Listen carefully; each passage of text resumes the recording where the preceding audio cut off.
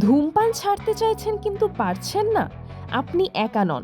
বিশ্বজুড়ে কোটি মানুষ এই লড়াইয়ে আছেন। হার্ট অ্যাটাক, স্ট্রোক, ক্যান্সার, ধূমপানের সঙ্গে মারাত্মক সব রোগের সম্পর্ক।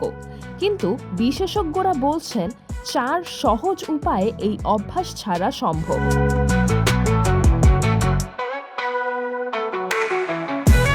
প্রথমত, হঠাৎ ধূমপানের তীব্র ইচ্ছা হলে চকলেট বা চুইংগাম খান।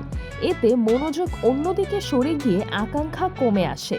দ্বিতীয়ত, চা, কফি বা মদ্যপানের সঙ্গে অনেকের ধূমপানের অভ্যাস জড়িয়ে থাকে। এগুলো কমিয়ে আনলে ধূমপানের ইচ্ছাও কমে যায়। তৃতীয়ত, মানসিক সহায়তা নিন। কাউন্সিলর বা গ্রুপ থেরাপিতে অংশ নেওয়া ধূমপান ছাড়ার পথে বড় সহায়ক। চতুর্থত, চিকিৎসকের পরামর্শে নিকোটিন রিপ্লেসমেন্ট থেরাপি বা ওষুধ ব্যবহার করুন।